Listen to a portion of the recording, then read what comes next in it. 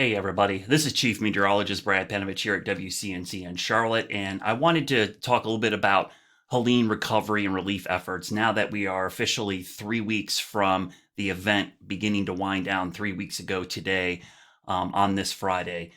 There's still a lot of misinformation out there. There's still a lot of bad actors, unfortunately. So I want to provide some clarity, some information that I know to be true, and also give you resources to find information on your own that are completely verifiable. So 3 weeks since the storm, I want to share you some sources of information out there because there is a lot of good happening. I think so many bad actors online are trying to play off emotion, which I understand.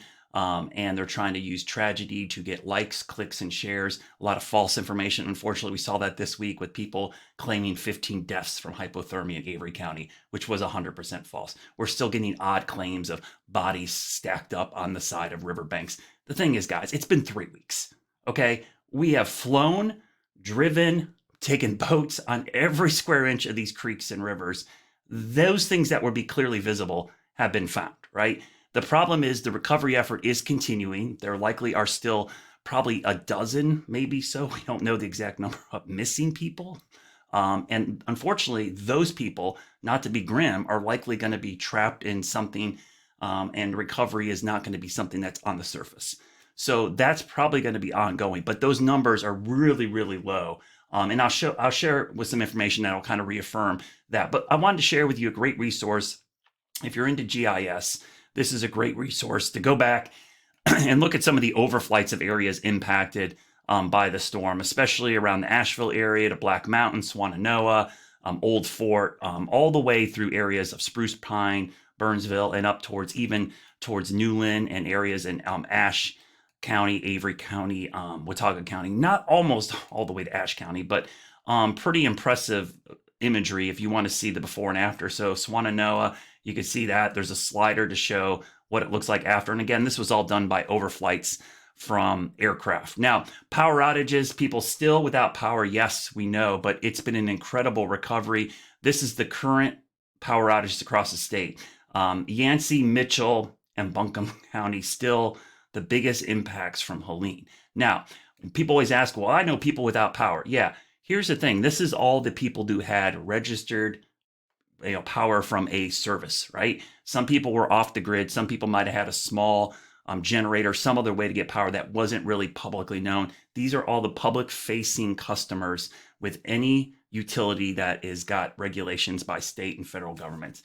So you can see Yancey still 3,532 people, Mitchell 1,400. This is incredible because in North Carolina, the height of the storm, the number of outages was like 1.3 million. So in 3 weeks, we went from 1.3 million to less than 7,000 people. This number is going to bounce around a little bit because as some people are added, they have to turn the power off temporarily to add a house and then turn it back on. So you're going to see a lot of that. So trust me, I know there's people still without power, but the numbers are incredibly small. And again, if a house was destroyed or a town is wiped out, there's no way to tell you if the power is back on because that building's not there. All I can tell you is there's power in the area. So when the rebuilding starts, they would be able to hook back up to power. And think about building a new home in the mountains. If I were to buy a plot of land and there's power available there, I'm not a customer yet, but power is available to be installed once a home or cabin or trailer is installed. So that's a lot of what we're seeing up there right now. Landslides, this is still pretty incredible, blows my mind. USGS is now tracked, believe it or not, 1,113 landslides. Flagged landslides mean these are landslides that affected roads, waterways, or structures. So the flagged ones, the red ones, means it impacted something. It wasn't just in the middle of nowhere and it impacted anybody. So total landslides now documented are over 1,000, and the flagged ones that impacted something, river, road, bridge, or structure, is now at 655.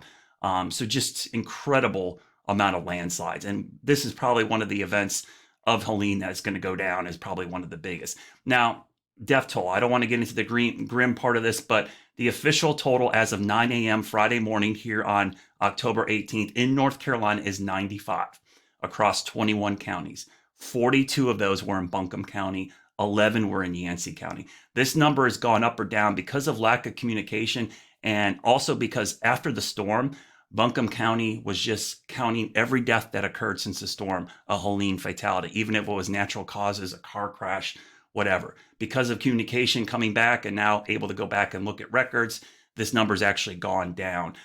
If you want to see the breakdown, I'll put this link in the comments as well. This is the breakdown by county. You can see Buncombe County was the worst hit, and also Yancey County. Those two counties in particular saw double-digit fatalities, unfortunately.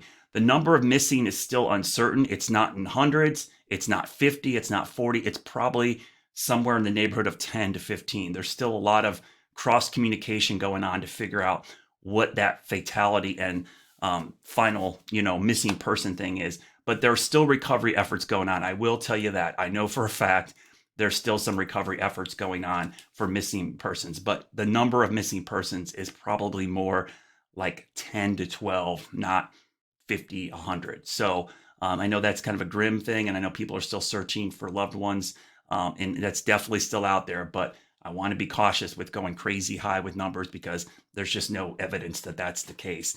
As communication has come back and churches and schools and organizations have been able to go to individual houses and check on people, it's really brought these numbers way down. The other thing I will say is people ask about recovery. Are there still people trapped?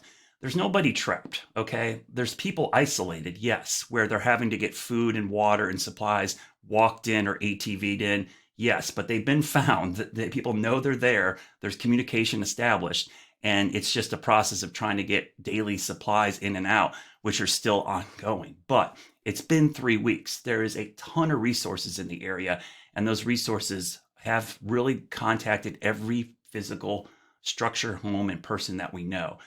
It's still a long haul. That's the one thing I will tell you. A lot of folks still need help because people lost their jobs, they lost their business, they lost their home. So this is a long process to rebuild, but also support those people with food, monetary donations, clothing, heating. I mean, think about it. If you lost your job, your home, you're trying to rebuild, you just have nothing, no savings, some places no insurance. So the support in those aspects are going to continue as the rebuilding process begins.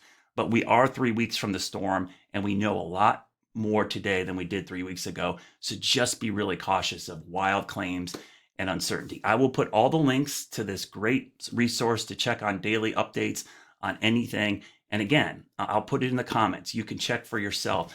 This was a horrible tragedy for the Carolinas. We're still dealing with the recovery, but things are coming back. A lot of places are opening up. That's another thing to think about. We need to start getting tourism money back to areas that are open. There's some areas off limit. Buncombe County, Yancey, Mitchell, McDowell County. There's parts of these counties, Avery County, where they don't want visitors. There's no way to do it. But other areas do. And by supporting those areas, you can support the whole region, because some folks live in one county and work in another. And they may be out of a job and they need to be cleaning an Airbnb. They need to be working at a restaurant. They need to have rental properties going out. They need tourism money coming to their shop or their restaurant. So just think about that in the coming weeks, that we still need to be going to the mountains for areas that are safely to travel to and support these communities over the next couple of weeks.